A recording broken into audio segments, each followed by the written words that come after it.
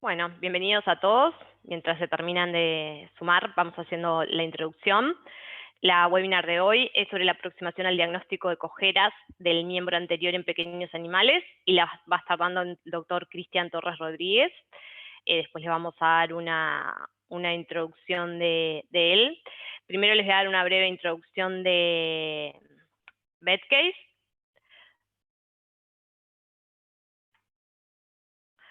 VetCase es una plataforma de telemedicina veterinaria que permite conectar a veterinarios especialistas, como el doctor Cristian, en distintas áreas, con veterinarios de atención primaria y dueños de mascotas a través de la telemedicina. La idea es acercar las especialidades a lugares que de otra manera, sin ser a través de la telemedicina, no sería posible. Les cuento rápidamente cómo funcionan. Los distintos usuarios se registran en nuestra plataforma, tanto los dueños de mascotas, veterinarios especialistas o o veterinarios de atención primaria. Los especialistas tienen que completar sus datos personales y profesionales y ser admitidos en la plataforma. A partir de allí completan sus preferencias para las consultas y se les habilita para que puedan empezar a recibir consultas. Los veterinarios de atención primaria se registran en nuestra plataforma y los dueños les pueden compartir a sus mascotas con ustedes y pueden llevar de forma gratuita la historia clínica en nuestra plataforma y acceder a nuestro listado de especialistas y agendar consulta con el especialista que lo deseen.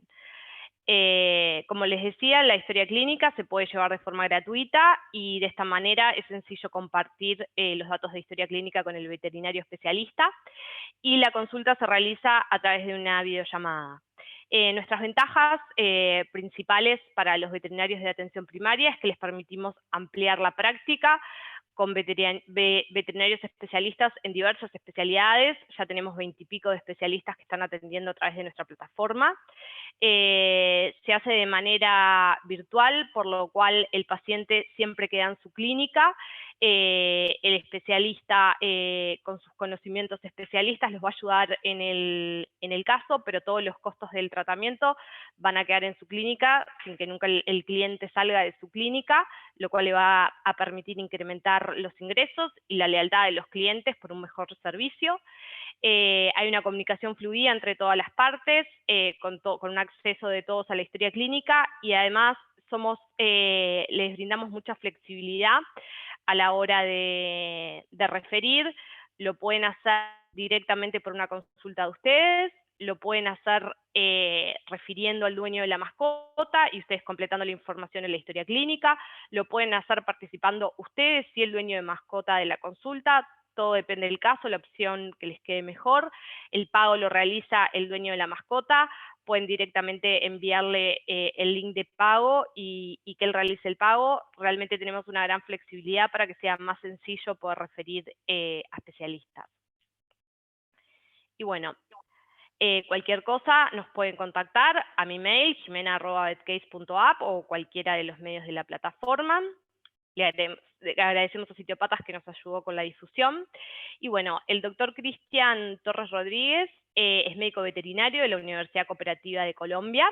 Ha realizado un diplomado en medicina y cirugía de perros y gatos con la UNAM de México y un diplomado en radiología e imagenología de pequeños animales con la Universidad de Pamplona. En 2007 realizó un máster de técnicas de diagnóstico y en 2016 obtuvo su doctorado en medicina y cirugía animal por la Universidad de Murcia. Tiene un máster en cirugía, traumatología, ortopedia y neurocirugía de la Improve International School de estudios de posgrado y actualmente es chef veterinary y responsable del servicio de ortopedia y cirugía del Animal Hospital en Suecia. Así que, bueno, ya los dejo con ellos, yo dejo de compartir pantalla, así le doy paso a que comparta pantalla al doctor y comience. Adelante, Cristian.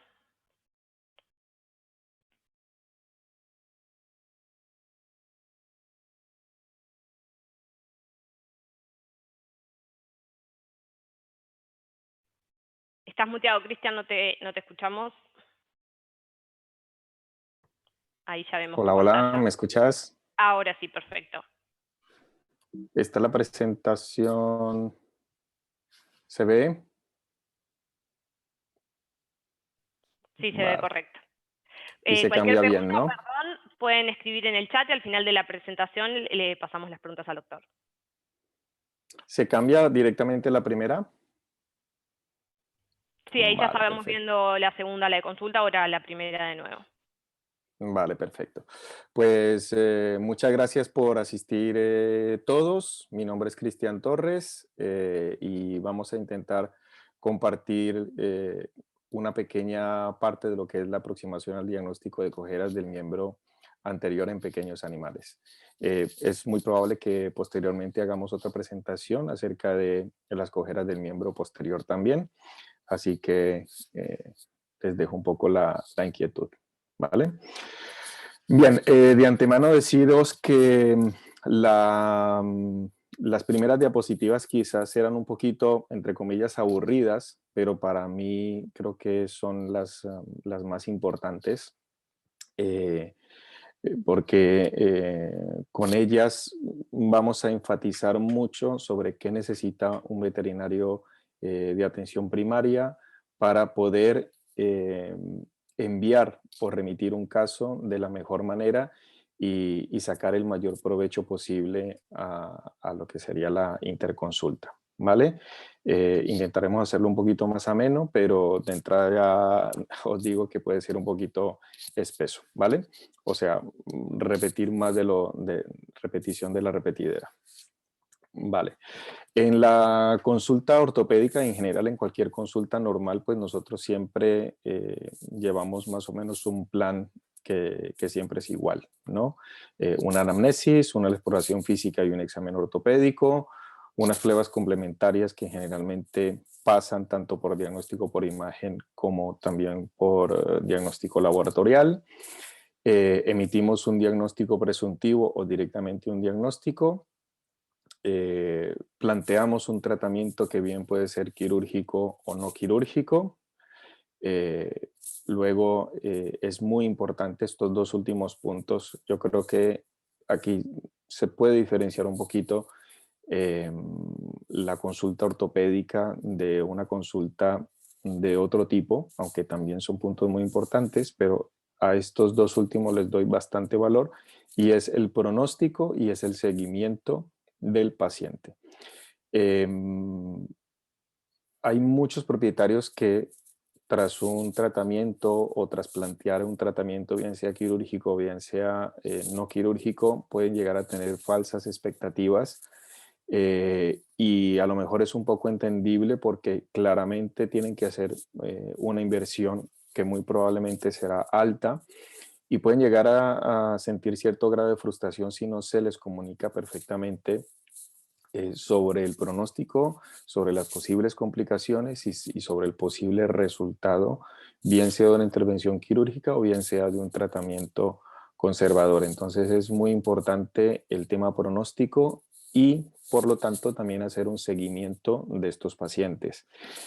Tampoco vale hacer tratamientos y perderles la huella, ¿vale? Esta es una de las cosas que estoy con las que estoy luchando aquí en Suecia, porque en el hospital donde yo trabajo es un hospital muy grande, trabajamos más de 50 personas y la metodología de trabajo es muy diferente a la que habitualmente solemos tener en Latinoamérica. Entonces, muchas veces pasa por nosotros o pasa por el servicio de cirugía un paciente, bien sea por una rotura de ligamento, bien sea por una luxación de rótula. El departamento de cirugía es quien se encarga de la cirugía, pero luego perdemos la huella del paciente, no lo volvemos a ver. Por mucho que pongamos en su historia clínica que debe revisarse a los 3 o a los 10 días, hacer radiografías de seguimiento al mes o a los 2 meses según el caso. Y eso es un poco con lo que estoy luchando yo, porque lo habitual es que se opera un paciente y luego ya se encargan otros departamentos de hacer el seguimiento. En mi caso, yo peleo mucho y creo firmemente que el cirujano es quien debe eh, hacer un diagnóstico, emitir un pronóstico, realizar el tratamiento y, y pues, desarrollar el resto de cosas, ¿no? El seguimiento y demás, porque solamente sabe él qué ha hecho y o qué ha dejado de hacer, ¿no? Eh, por fortuna y gracias a la plataforma Betcave, pues ahora mismo tenemos esa posibilidad de brindar ese apoyo para ciertos casos que puedan llegar a ser complicados, ¿no? Entonces, hoy por hoy la tecnología nos permite estar a muchos kilómetros de distancia y poder echaros una mano. Bien, entrando ya un poquito en materia, empezamos hablando de lo que es la anamnesis. La anamnesis, pues, o de todo lo que vamos a hablar, casi siempre es más de lo mismo, pero vamos a enfocarlo un poquito hacia la consulta ortopédica, ¿no? Entonces, la anamnesis, para nosotros la reseña del paciente es súper importante, tener en cuenta la edad, el sexo, la raza, el peso, incluso la actividad física del paciente es muy importante de cara a plantear un tratamiento quirúrgico, de elegir el tipo de tratamiento, si son placas, si son fijadores externos, si son otro tipo de fijación. Pero yo creo que en ortopedia lo que es la edad y la raza juegan un papel fundamental, porque esto nos permite de entrada eh, cercar el círculo diagnóstico, ¿vale? Entonces, si tenemos un paciente que de entrada ya viene con una cojera o viene con un problema y es un paciente, es un cachorro, ya de entrada empezamos a pensar en ciertas patologías o bien del crecimiento o patologías congénitas, y si a eso lo unimos con la raza del paciente, pues ya nos va estrechando ese círculo diagnóstico, ¿vale? Y como he dicho, la actividad que también es muy importante, sabemos perfectamente que muchas veces nos encontramos con perros súper nerviosos o perros hipernerviosos o perros muy musculados o perros con una actividad física brutal, como pueden ser un American Stanford o aquellos perros dedicados a la cacería. Y esto puede llegar a suponer un problema importante si no tenemos en cuenta esto a la hora de plantear un tratamiento quirúrgico o no quirúrgico, ¿vale? El peso también es importante porque de esto depende mucho el pronóstico muchas veces de la enfermedad o del paciente. Por mucho que haya algunos propietarios que les siente mal que se les diga que el paciente está con sobrepeso y demás, pero es un factor que influye muchísimo, ¿vale? La historia también es súper importante.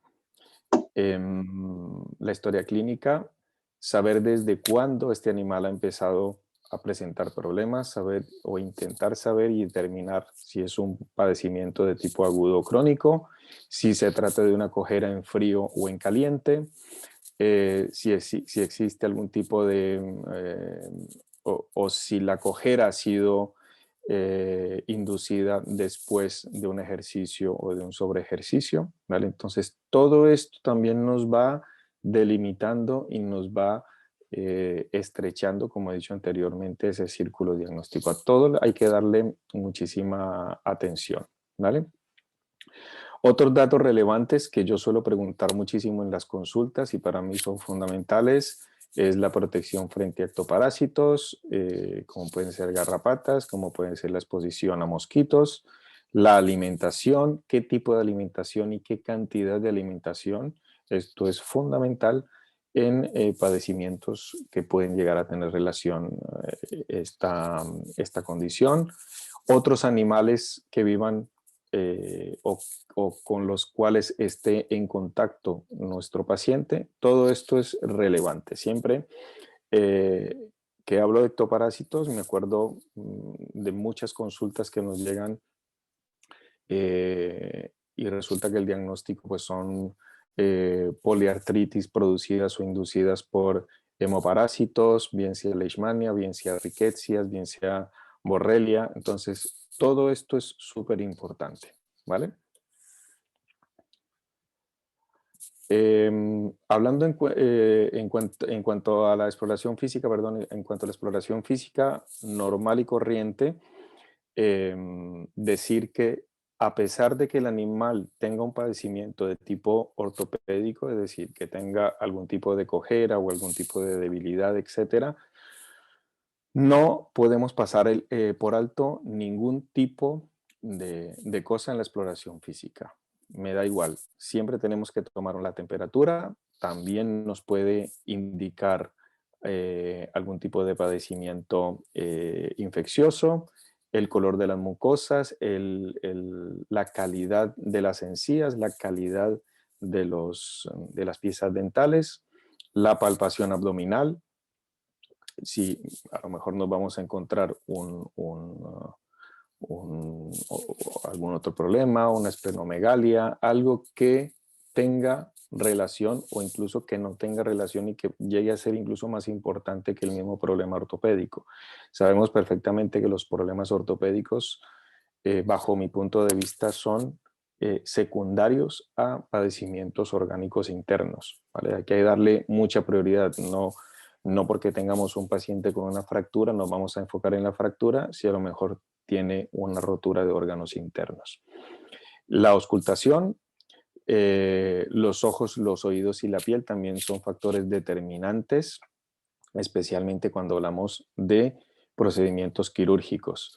No podemos o no debemos intervenir a un paciente que tenga una infección en la piel o una infección brutal en un oído o una infección brutal en la boca. Entonces, todo esto es importante e importa a la hora de, de entrar ya directamente a la consulta ortopédica, ¿vale? Exploramos todas las extremidades. Siempre cuento lo mismo. Cuando yo estoy explorando un animal y sabemos y se nota que el padecimiento lo tiene, no sé, en el miembro posterior derecho, y yo empiezo a manipular los brazos y empiezo a manipular el miembro posterior izquierdo, el propietario me dice, no, no, pero es que es la pata derecha. Y digo, sí, pero debo explorar adecuadamente todas las extremidades y todas las articulaciones. Esto es fundamental porque muchas veces, como he dicho anteriormente, nos podemos encontrar con procesos de artrosis o con procesos de poliartritis que pueden afectar a los demás miembros y a lo mejor solamente se está reflejando más en uno que en los otros tres, ¿vale?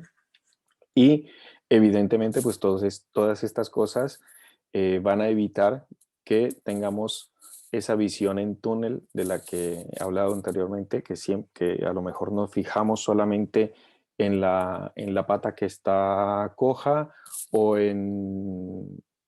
no sé, o en la fractura o nos dejamos llevar por lo que el propietario nos ha comentado en la consulta. Entonces, hacer un examen físico, una exploración física completa, nos va a evitar esa visión en túnel, nos va a evitar pasar por alto cosas que pueden llegar a ser muy importantes.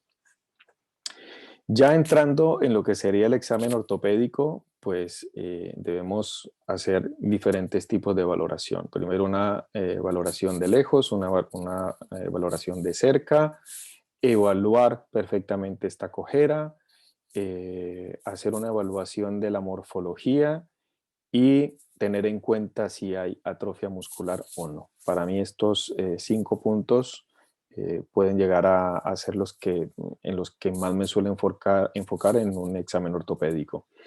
Entonces, de lejos, desde el momento que el animal entra al hospital o a la clínica y desde que tenemos el primer contacto, ya empezamos a hacer este tipo de valoración. Vemos qué actitud tiene el animal al andar, cómo está caminando.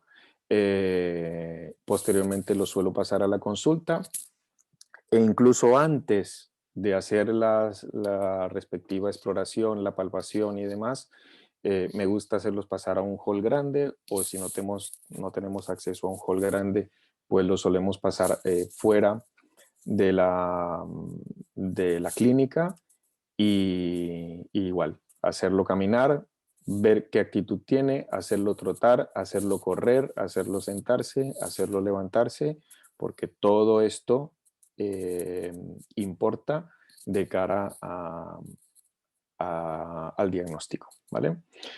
Cuando ya lo tenemos, cuando ya valoramos la cojera o realizamos el examen ortopédico de cerca, pues realizamos, como hemos dicho antes, un examen clínico completo primero y de último yo suelo dejar el problema evidente, ¿vale?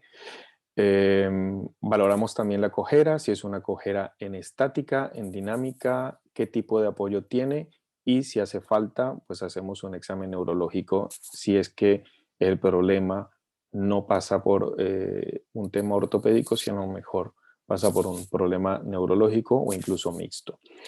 Las cojeras en estática sencillamente son aquellas cojeras que se manifiestan cuando el animal, estando quieto y en cuadripedestación, pues no es capaz de apoyar eh, alguno de los miembros.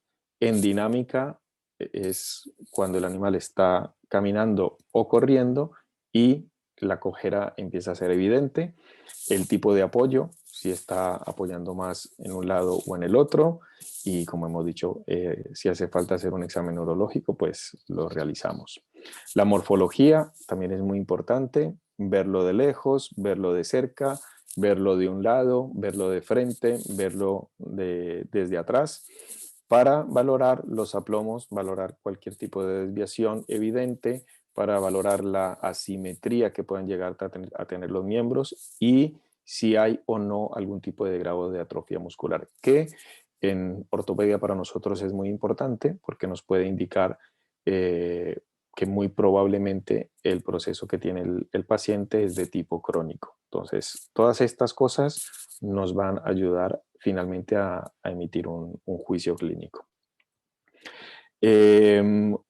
Es, como lo he puesto aquí, esencial en traumatología y ortopedia ubicar la lesión, ¿vale? Es fundamental ubicar o intentar al máximo posible. Hay muy pocas patologías en las que realmente es complicado detectar dónde duele y dónde está el padecimiento, pero es muy importante ubicar la lesión.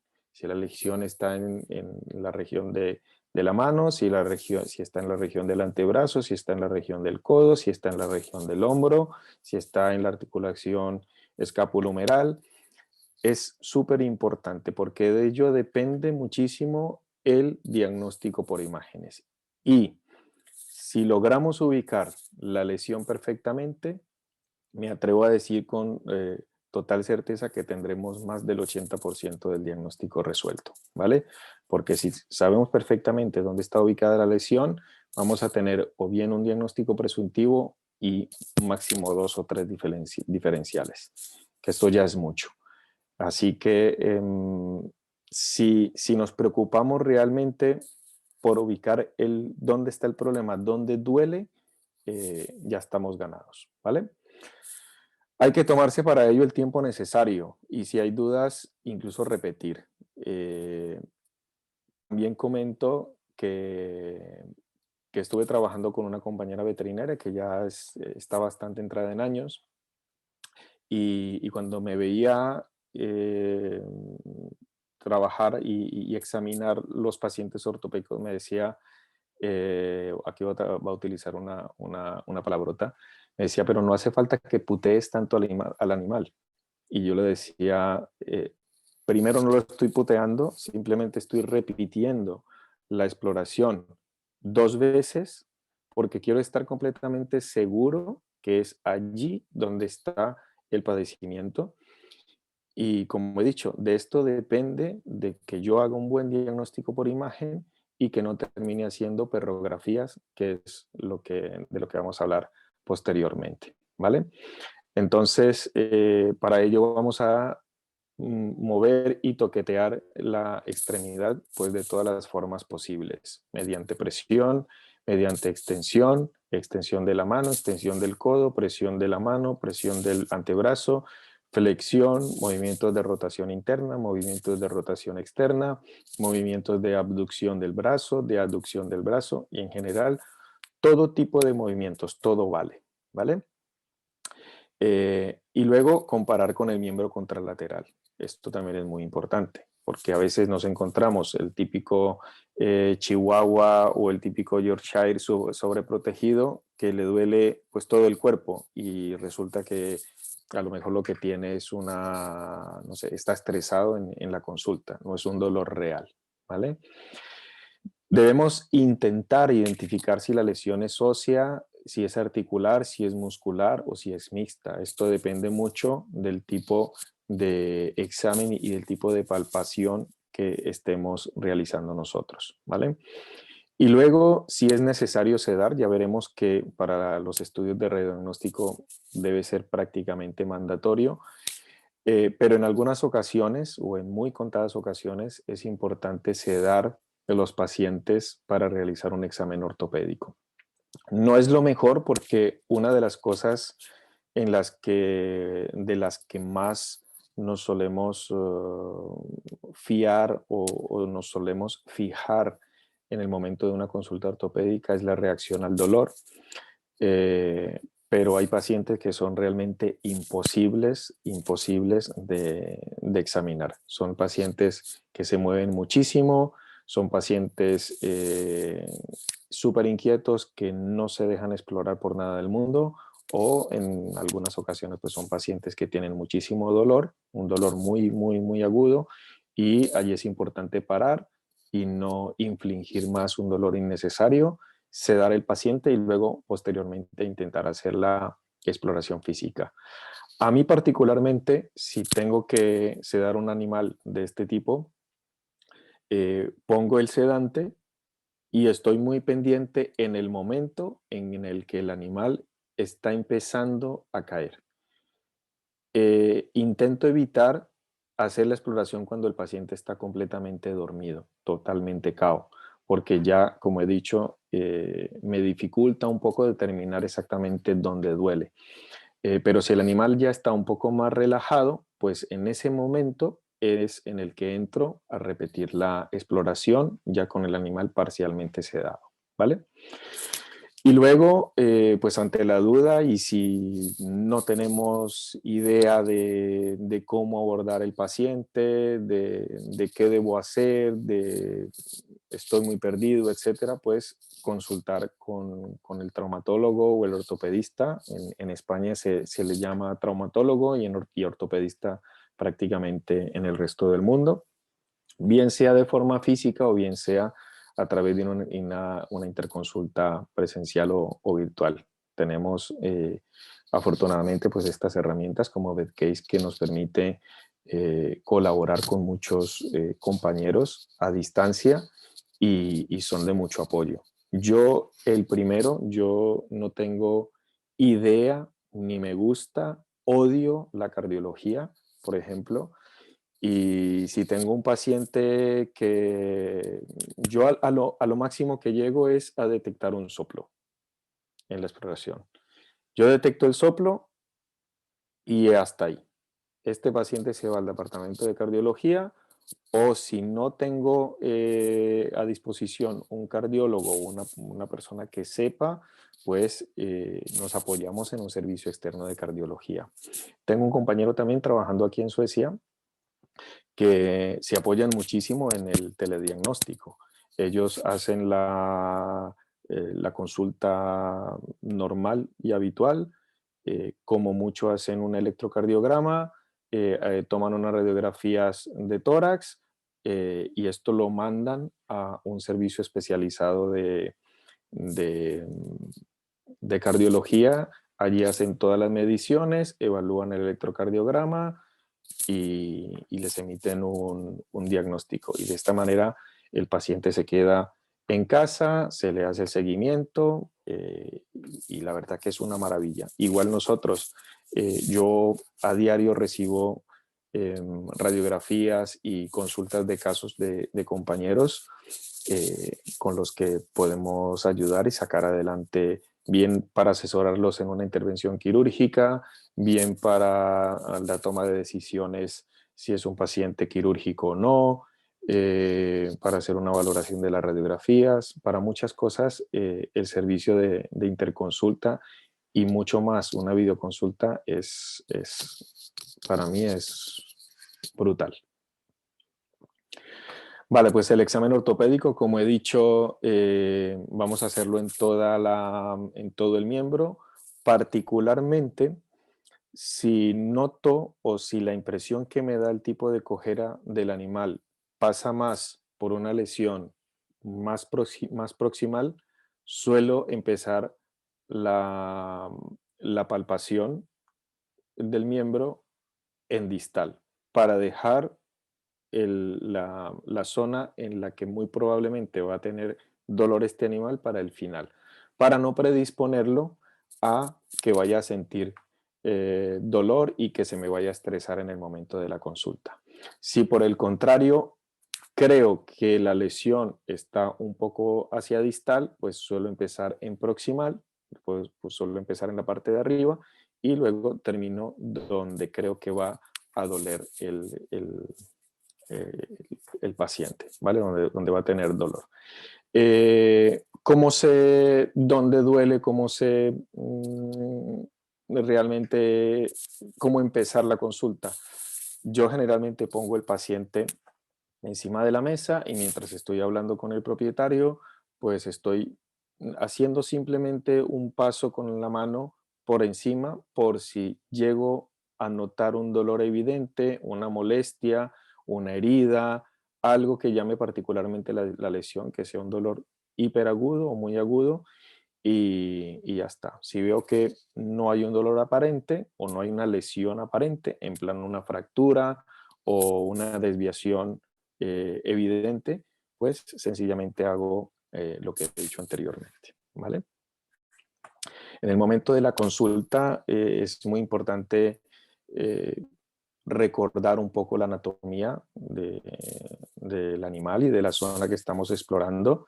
Como veremos, prácticamente el 90% de las consultas ortopédicas pasarán por las cosas que veremos en las próximas diapositivas. Son muy pocas y si damos un pequeño repaso, prácticamente con una exploración física vamos a tener, como he dicho antes, un 80% del diagnóstico ortopédico. No es realmente complicado.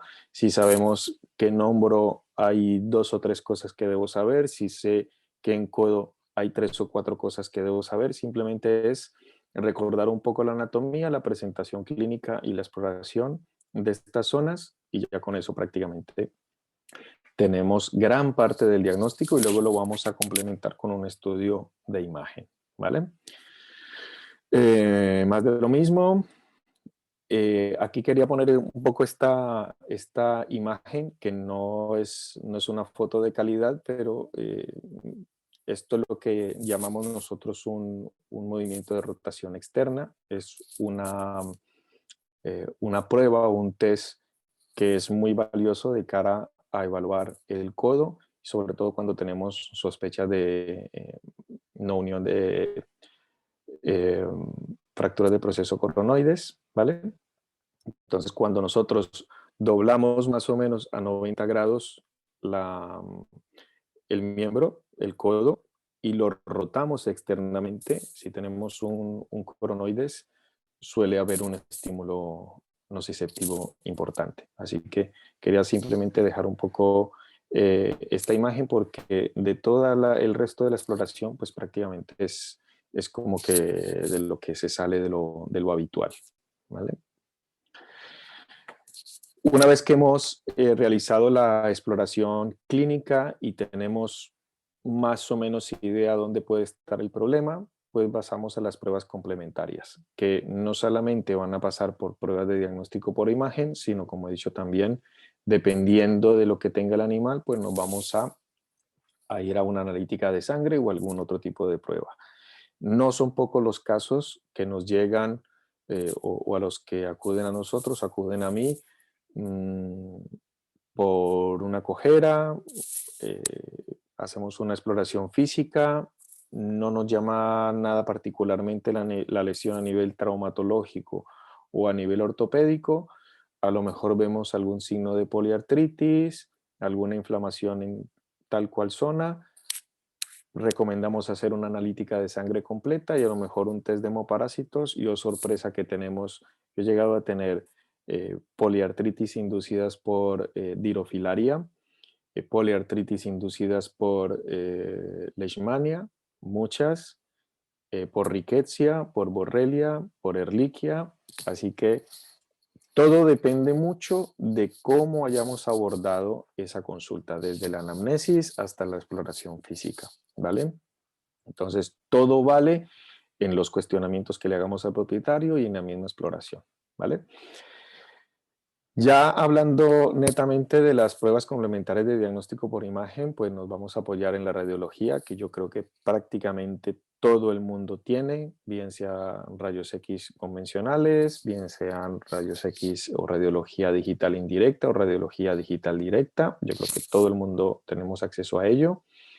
Tenemos algunas veces disposición de tomografía computarizada, resonancias magnéticas, ecografías.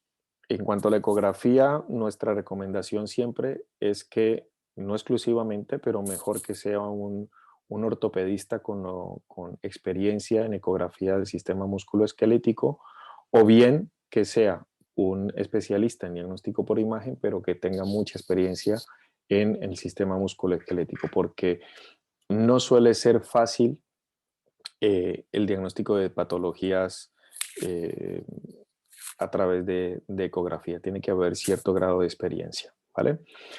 Bien, luego tenemos algunas veces también a disposición la artroscopia, que nos sirve no solamente para diagnosticar, sino directamente para tratar, como es el caso de las displasias de codo y de las patologías del hombro, como pueden ser la tendinopatía del bíceps o la osteocondritis disecante, ¿vale? Sirve para diagnosticar y para tratar al mismo tiempo. Bien, hablando de radiología, que es lo que prácticamente todo el mundo tiene a mano, me atrevo a decir que más del 90% o 95% de los diagnósticos de procesos ortopédicos pasan por radiología simple. Así que si tenemos un conocimiento mínimo de radiología, pues vamos a sacar estos casos prácticamente adelante. Eso sí, tenemos que ser muy exquisitos a la hora de realizar estos estudios, ¿vale? Entonces, siempre mínimo 2 proyecciones ortogonales. Aquí lo he puesto entre comillas, subrayado, entre paréntesis, y me faltó ponerlo en rojo, porque es de las cosas o con las cosas que más suelo pelear con algunos compañeros que nos mandan algún caso para que les apoyemos. Nos mandan solamente una proyección, nos mandan perrografías, es decir, con el paciente prácticamente entero en una radiografía, muchas veces por ahorrarle al propietario eh, en costes. Esto de entrada ya os voy a decir que eso es un error. Entonces el estudio es incompleto. Entonces nosotros el mínimo que vamos o que debemos realizar son 2 proyecciones ortogonales, es decir, una a 90 grados con respecto a la otra, ¿vale? En articulaciones difíciles como pueden ser los codos, como pueden ser los carpos, como puede ser en algunas ocasiones el hombro, tenemos que hacer estudios bastante más completos. Un solo codo perfectamente puede irse con 5, 6 o 7 proyecciones, ¿vale? Para poder diagnosticar. Tener muy presente que una sola radiografía jamás, nunca será diagnóstica. Debemos colimar al máximo posible, ya veremos cómo lo vamos a hacer, pero si la lesión o el diagnóstico presuntivo tras la exploración física nos da que el proceso está en el codo, pues nos vamos a ubicar solamente en el codo y no vamos a hacer una radiografía del todo el brazo, ¿vale? Porque vamos a perder calidad de imagen y no vamos a poder diagnosticar prácticamente nada, ¿vale? Y por otro lado, pues vamos a centrar el rayo en el foco de la lesión, que esto también es importante, ¿vale? ¿Por qué peleamos tanto con las proyecciones ortogonales y por la gran cantidad y por varias vistas radiológicas? Pues por lo mismo. No es lo mismo hacernos una idea de una imagen o entrar a quirófano con una imagen como la que estamos viendo, que ya de entrada pues nos predispone un poco a qué es lo que está pasando, ¿no? No es lo mismo esto que esto. ¿A qué no es lo mismo? Entonces, eh, es la misma imagen, pero son dos proyecciones diferentes, ¿vale? Entonces, cantidad de veces, y os voy a mostrar al final un caso, que nos mandan una sola proyección, nos metemos a quirófano y resulta que aquí tenemos una locura por resolver que está en detrimento de nuestra imagen, que está en detrimento del paciente, que está en detrimento de vuestro nombre, está en detrimento del propietario, resta credibilidad, etcétera, etcétera. O sea, que no tiene ningún sentido meternos en un percal sin ninguna necesidad, ¿vale? Así que hasta que no tengamos un diagnóstico concreto, no debemos seguir adelante con el diagnóstico, ¿vale? Como he dicho anteriormente, yo creo que prácticamente el 100% de los casos deben ser sedados. Me da igual que es un paciente de 2 meses, me da igual si es un paciente de 16 años. Son pacientes que están estresados, que vamos a hacer proyecciones que van a ser incómodas, estresantes y dolorosas. Son pacientes que se van a mover mucho y al final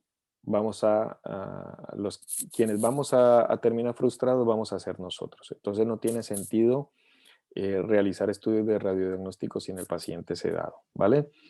¿Cuál podría llegar a ser una excepción? Pues a lo mejor un carpo o unas radiografías de falanges o de metacarpos en un paciente que esté completamente controlado o que sea un paciente muy bueno. Si es a lo mejor, no sé, un chihuahua con un bozal puesto o un animal pequeño con un bozal puesto o un labrador buenísimo, que simplemente sea posicionarlo encima de la mesa y estirarle las patitas y las manitos y radiografiarlas, esas serían prácticamente mis excepciones. Por lo demás, si voy a hacer codo, si voy a hacer antebrazo, si voy a hacer hombro, sea cual sea la proyección, son animales que tienen, bajo mi punto de vista, casi que obligatoriamente ser sedados, ¿vale? Eh, Esto nos va a permitir tener estudios radiológicos de calidad diagnóstica, de lo contrario son pacientes que se van a mover mucho, la radiografía va a salir movida y no vamos a ver un pimiento, ¿vale? Eh, Luego hacemos una valoración clínica si hay dudas, si a lo mejor la imagen puede ser consistente con algo, pero en una primera instancia me generó dudas, pues hago una valoración clínica posteriormente. Y disminuye, como he dicho antes, el estrés, el dolor, la tensión, los movimientos, los movimientos indeseados, incluso una menor exposición a la radiación, ¿vale? No es lo mismo que pueda estirarle el miembro al paciente de forma lejana o utilizar posicionadores que estar metiéndome yo directamente en el rayo central solo por intentar sujetar al animal en la mesa de rayos, ¿vale? Cuando radiografiamos articulaciones, generalmente nos enfocamos el rayo central en la articulación de interés, intentando que eh, podamos ver entre 1/3 y la mitad de cada hueso largo que pueda componer esa articulación. Aunque esta imagen no es de un miembro anterior, es una rodilla, pero podemos ver claramente que la articulación de interés es la articulación de la rodilla, pero puedo ver 1/3, el tercio distal del fémur y el tercio proximal de la tibia, ¿vale? Y ya está. En cuanto a los huesos largos, pues un poco lo contrario. Lo que quiero ver es completamente la longitud del hueso, y lo que me haría falta es intentar que las articulaciones, tanto proximales como distales, pues lleguen a verse en la imagen radiológica, ¿vale? Esto es muy importante porque de esta manera podemos saber el eje y algún tipo de desviación que pueda llegar a tener ese hueso, ¿vale? Las radiografías comparativas para mí son fundamentales y mandatorias cuando hacemos valoraciones, por ejemplo, de los carpos. Los carpos, como son huesos tan pequeños, son muy difíciles de diagnosticar. Y si tenemos como referencia el miembro contralateral, que a lo mejor no está traumatizado, pues nos van a ser de muchísima utilidad para tener una referencia de lo que es normal para saber qué es anormal, ¿vale? Es muy útil, como he dicho, en los carpos y los tarsos, pero también en los codos, ¿ok? Y luego, cuando vamos a hacer planificaciones quirúrgicas, es muy importante utilizar o hacer radiografías del miembro contralateral cuando tenemos fracturas, ¿vale? Porque de esta manera nos permite realizar premoldeados de placas, nos permite elegir el tipo de implantes que vamos a utilizar para obtener un estocaje grande, para medir la longitud del hueso, etcétera, etcétera. Hoy por hoy, los sistemas de radiología digital nos permiten jugar bastante con las imágenes, nos permiten medir angulaciones, medir longitudes, etcétera. ¿Vale? Bien, en la región escapulohumeral, ya entrando un poquito en materia, pues como he dicho anteriormente, realmente no son muchos los procesos ortopédicos en los que tenemos que pensar, no tenemos un gran abanico de opciones, y las lesiones son bastante concretas, ¿vale? Tenemos las fracturas de escápula y de húmero, tenemos osteocondritis disecante de la cabeza humeral, tenemos calcificaciones del tendón del supraespinoso, tenemos tendinitis o tendinopatías del bíceps, tenemos tumores del hueso proximal, tenemos luxaciones de hombro, tenemos contracturas del infraespinoso. Prácticamente de aquí no nos vamos a salir, ¿vale? Es muy, muy, muy, muy raro. En la región del codo, pues vamos a tener evidentemente todo lo que es el componente de la displasia de codo, como es el proceso onconeo unido, la fragmentación del proceso coronoides, la no unión o fractura del epicondilo medial del húmero, la incongruencia articular, la avulsión del olecranon, que ya estamos hablando de fracturas, y fracturas de la epífisis distal del húmero. Prácticamente no nos vamos a salir de allí, es muy raro, ¿vale? Región del antebrazo, pues prácticamente no nos vamos a salir de una osteodistrofia hipertrófica en pacientes jóvenes, fractura de radio de cúbito y luxación carporradial. Más que eso, es difícil que tengamos. Es decir, que tampoco tenemos como médicos que pensar tanto a la hora de enfrentarnos a un paciente ortopédico. Si sabemos estas 3 o 4 cosas y sabemos realizar un adecuado estudio radiológico, vamos a tener prácticamente todos los diagnósticos, casi todos, ¿vale?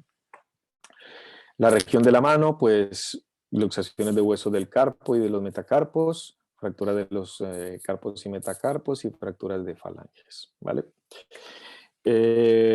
¿Cómo vamos a realizar los estudios radiológicos del hombro? En general vamos a hacer unas proyecciones postero-anteriores y una proyección medio-lateral. Prácticamente esos son los dos posicionamientos más comunes y que más nos aportan valor diagnóstico, ¿vale? Como he dicho anteriormente, si este paciente que está en esta imagen no está sedado, pues dime tú cómo vamos a realizar un buen estudio. Este animal se va a estresar, le va a doler, se va a mover y no vamos a tener imágenes de calidad, ¿vale? Pues este posicionamiento pues nos permite identificar perfectamente la espina de la escápula por si tenemos algún tipo de fractura, nos permite identificar o valorar bien el cuello de la escápula y todo lo que sería la cabeza humeral, ¿vale? Luego tenemos la proyección medio lateral del hombro. Aquí es muy importante tener en cuenta ubicar bien el miembro contralateral para que no haya una sobreposición y no nos interrumpa, no nos dañe la imagen que queremos obtener. Entonces, muy pendientes de ubicar el miembro contralateral o el miembro no afectado en otro sitio que no interfiera con la proyección, ¿vale?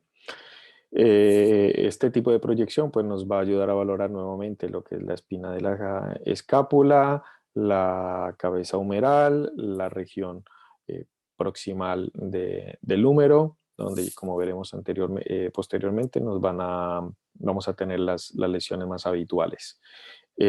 También si vemos algún tipo de calcificación del supraespinoso, del bíceps, también vamos a poder evaluarla. Muy importante, aquí no lo he puesto, pero lo voy a mencionar, saber las especialidades o las especificidades por especie. En esta proyección, particularmente en el caso de los gatos, casi siempre vamos a ver la clavícula, que es propia del gato. Entonces, muchas veces nos puede aparecer una imagen allí que nos puede hacer pensar otras cosas, ¿vale? Como he dicho, pues estas proyecciones son muy útiles para diagnosticar la osteocondritis disecante, las calcificaciones del tendón del supraespinoso. Si somos minuciosos y delicados con las proyecciones radiológicas, con el posicionamiento, prácticamente vamos a tener casi todos los diagnósticos, ¿vale? Luego tenemos esta proyección que es, yo creo que poca gente la conoce o poca gente la domina y es una proyección muy interesante. Aquí en Suecia, no sé por qué últimamente tenemos tantos casos de patologías de hombro y las hemos podido, alguna de ellas, diagnosticar con este tipo de proyección, ¿vale? Es una proyección que llamamos proyección Skyline. Es mucho más fácil realizarla si tenemos un chasis o si tenemos un cassette, como es el caso de esta imagen de la izquierda, que es un chasis de radiología digital indirecta. Sufrimos un poquito más para posicionar los pacientes cuando tenemos radiología digital directa. Para ponerlos sobre la mesa directamente es bastante complicado. A veces nos tenemos que apoyar con algún posicionador, pero es muy importante porque de esta manera podemos ver la corredera bicipital por donde pasan los tendones que habitualmente suelen dar problemas en el hombro, ¿vale? Como es el caso de esta imagen, de la imagen de la izquierda, donde vemos calcificaciones o mineralizaciones del tendón del bíceps, mineralizaciones del tendón del supraespinoso, que puede o no dar problemas. Entonces es bastante interesante este tipo de proyección. A veces hay que repetir alguna imagen para poder tener una imagen de calidad, pero es súper interesante. Y luego también, pues, el diagnóstico de los tumores óseos. Estas dos imágenes, esta y la siguiente, son un caso que tuve en España.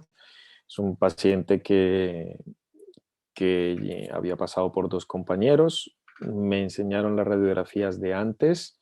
Sí que es cierto que no se llegaba a ver con la claridad como se ve en esta imagen, en las exploraciones radiológicas anteriores, pero sí que se intuía ya que la calidad de ese hueso no estaba bien, había alguna pequeña zona de osteolisis, pero esta imagen ya prácticamente te empieza a decir todo, ¿no? En la exploración física había edema, un poco de edema del tejido blando circundante, y a la presión de esta zona dolía mucho, ¿vale? Y como no puede ser de otra manera, pues ante la sospecha de cualquier tipo de tumor, me da igual que sea un tumor o tumor óseo, me da igual si es un mastocitoma, me da igual si es un tumor de piel o un tumor de mama, siempre nos vamos a ir a realizar estudios de tórax, ¿vale? No es la mejor imagen, es una imagen que quedó un poco blanca y quizás probablemente en la pantalla no se va a notar mucho, pero cuando tomamos esta radiografía ya de entrada nos llama mucho la atención pues unos focos o múltiples en todo lo que es el tórax. O sea que este es un paciente que ya tiene metástasis pulmonar por un tumor óseo primario y fue un paciente que falleció pues en menos de un mes, ¿vale? Así que muy importante de cara al pronóstico, o sea, no enfocarnos solamente en la lesión, no es que me encuentro un tumor óseo y le amputo la pata y luego el animal se muere en menos de un mes, ¿vale? Hay que intentar tener un poquito de sentido común y ya está. Hacemos unas radiografías de tórax y nos quedamos tan tranquilos, como mínimo, ¿vale? Bien, ya en cuanto a los estudios radiológicos del codo, como he dicho anteriormente, el codo es una articulación muy difícil, muy complicada de diagnosticar, salvo que sean procesos muy llamativos, que sean lesiones muy concretas, pero cuando no son tan específicas, puede darnos un poquito de guerra diagnosticarlo solamente por radiología convencional, ¿vale? Los posicionamientos más habituales pues son las radiografías mediolaterales que pasan tanto por radiografías en semiflexión, en extensión, que no le he puesto aquí, incluso a veces en hiperextensión o como en este caso en hiperflexión, ¿vale?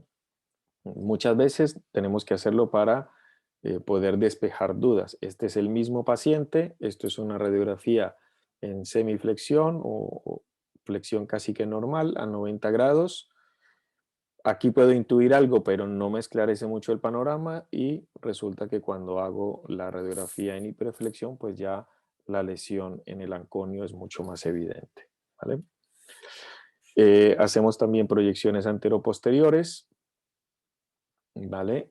Y cuando hacemos anteroposteriores, generalmente suelo hacer comparativas, ¿vale? Esta imagen de la derecha la pongo aquí porque muchas veces tenemos que hacer proyecciones oblicuas. Como digo, el codo a veces es un poco difícil, ¿vale? Como comentaba anteriormente o en medio de la charla, este es un caso que quería compartir, es un caso real, no son radiografías mías, por eso no tienen muy buena calidad. Soy en España decimos muy tiquismiquis, soy muy exigente con el posicionamiento y con la calidad de la técnica de las radiografías, porque de ello depende pues nuestro trabajo, ¿vale? Es un compañero veterinario al que suelo acudir con asiduidad y entonces hay cierto grado de confianza, ¿no? Y como se dice en España, a veces la confianza da asco. Entonces, me manda la primera imagen, la imagen de la izquierda, y hablo un poco con él. eh, repito, hay bastante confianza. Y le digo, ¿qué es esto? ¿Esto es un anconio? Me dice, sí, es un anconio. Y le digo, ¿y la otra proyección? No, no la tengo, te la mando luego, no sé qué, no sé tal, o no dormía el perro, etcétera, ¿no? Lo típico. Como era una clínica en el que no tenía que moverme mucho, pues preparé todo el instrumental para una eventual cirugía de abulsión del olecranon. Y bueno, preparé todo, dimos presupuesto de la intervención y todo normal. Cuando llego, hago la exploración física y cuando veo el animal ya hay algo que no me gusta. Veo un codo muy engrosado. Cuando palpo este codo estaba muy engrosado, dolía mucho, había mucha crepitación y ya no me gustó. Tomé esta primera radiografía, que es la radiografía de la derecha, que es una vista lateral, y para nada se parece con la imagen que me había enviado mi compañero antes.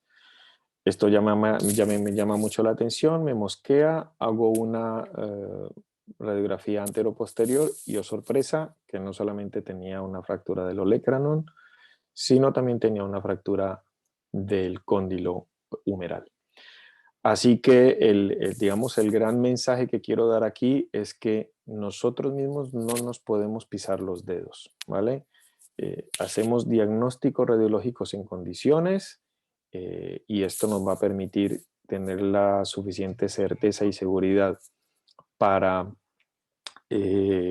explicarle al propietario lo que le pasa a su mascota, el diagnóstico, cómo va a ser tratado, qué pronóstico va a tener, qué tipo de seguimiento va a tener este paciente, y de esta manera pues evitamos malos entendidos, malos comentarios en Facebook y en las redes sociales, cabreos, etcétera. O sea que si hacemos las cosas bien y metódicamente no vamos a tener problemas de ese tipo, ¿vale?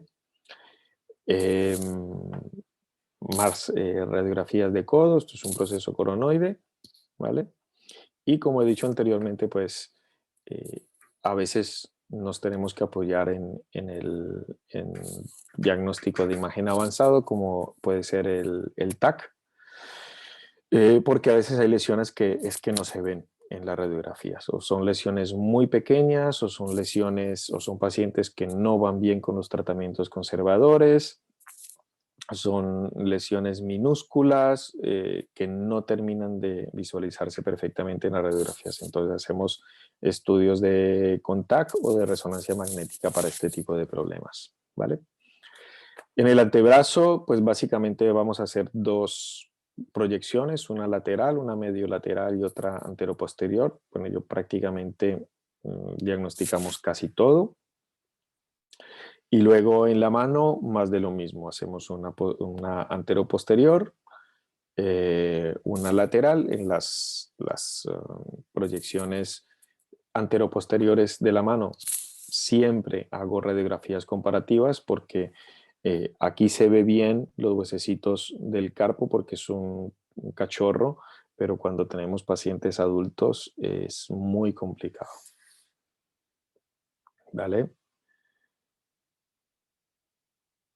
Y lo que decía anteriormente, ¿no? Las radiografías comparativas ponemos o bien por separado, miembro izquierdo, miembro derecho, o bien en la misma radiografía podemos poner o posicionar los dos miembros y podemos llegar a los diagnósticos y podemos comparar mejor estos miembros, ¿vale? Bien, como conclusiones, varias, pero a modo general, antes que nada realizar un examen clínico completo, que no se nos pase nada por alto, que intentar realizar un examen clínico como si el paciente tuviera una diarrea o como si el paciente tuviera un proceso respiratorio o como si tuviera un problema de piel. Hacemos un examen clínico completo de pe a pa. Tomamos temperatura, mucosas, auscultación, palpación abdominal, ganglios linfáticos, hacemos todo, ¿vale? Dejamos para lo último el miembro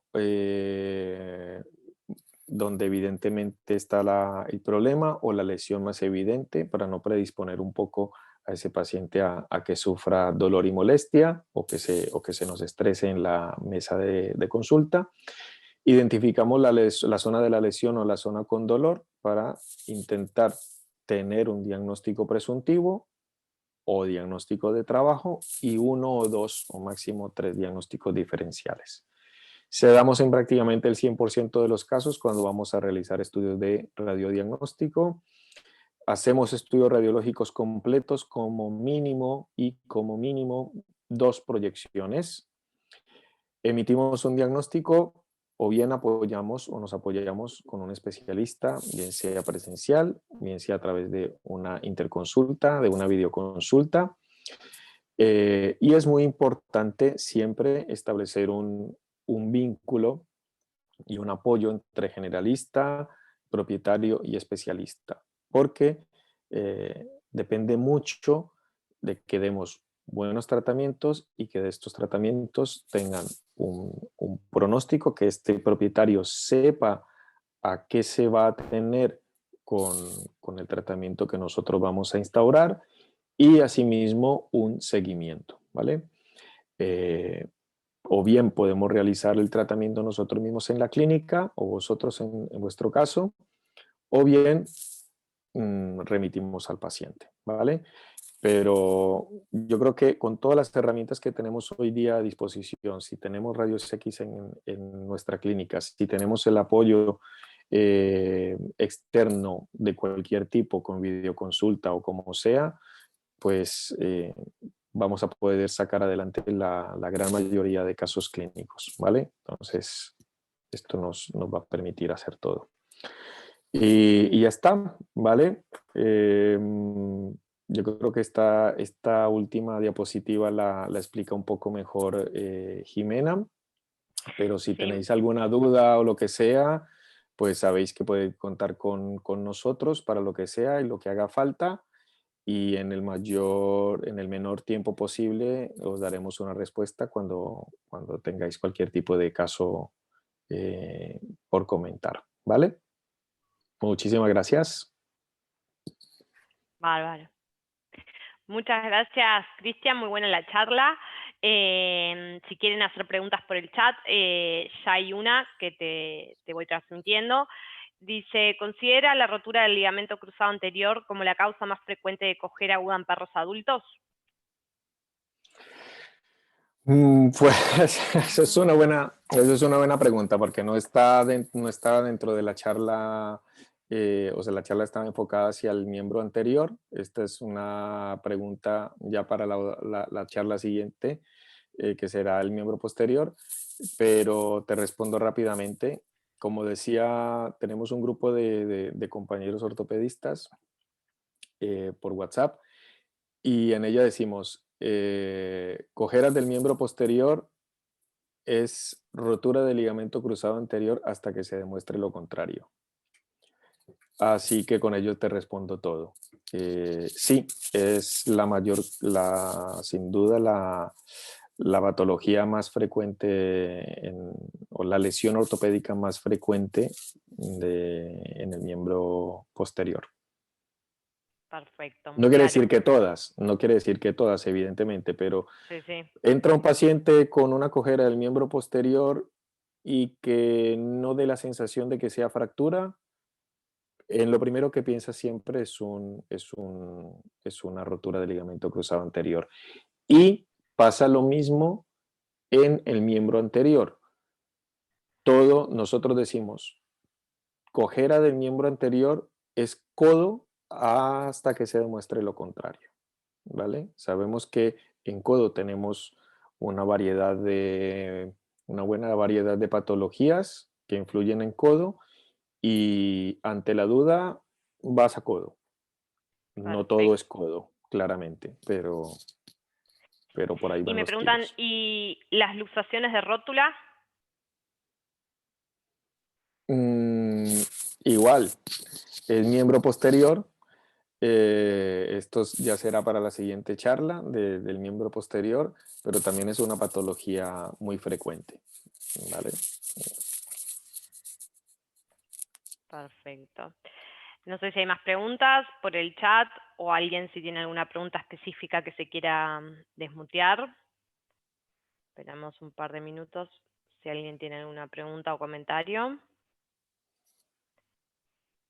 Bien. Jimena, si nos recuerdas mientras que recibimos las preguntas, si hay alguno que tenga, que alguien tenga, si nos recuerdas cómo es el proceso para enviarnos algún caso que tengan cualquier compañero nuestro. Si nos quieren enviar un caso, si quieren hacer una videoconsulta, si quieren hacer una interconsulta, ¿cómo es el proceso o qué deben hacer ellos desde el momento Perfecto, cero? sí, muy bueno, Cristian.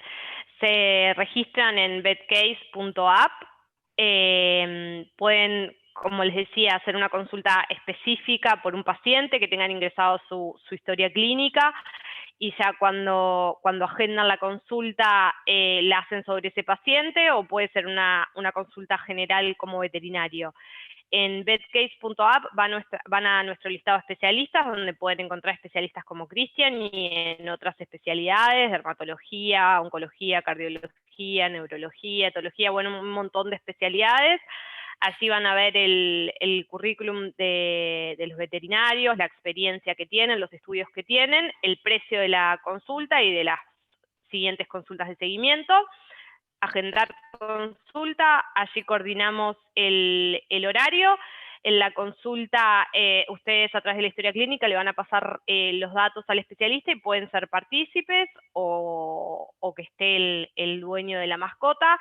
Se envía un link para pago que se le puede enviar directamente al dueño de la mascota, o ustedes se los pueden reenviar, así que como les decía, tienen varias opciones para referir, y un importante listado de especialistas en diferentes áreas, para referir además, como decía Cristian, de una forma rápida y poder participar. También es muy difícil a veces cuando se precisan hacer consultas en que estén las tres partes presentes, que como decía Cristian es muy, muy importante.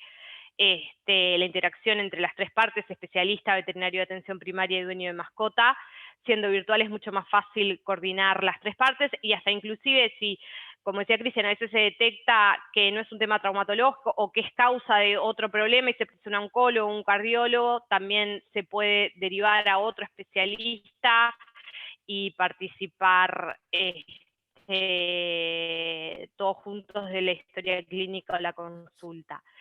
Así que bueno, si no hay más preguntas, les agradezco. Muchísimas gracias, Cristian, excelente tu charla, y muchísimas gracias a todos los que participaron. Y bueno, estamos a las órdenes por cualquier consulta. Muchísimas gracias Así a que vosotros buenas por la tardes. participación. Buenas tardes, un saludo. Gracias, saludos, Gracias, chao. hasta luego.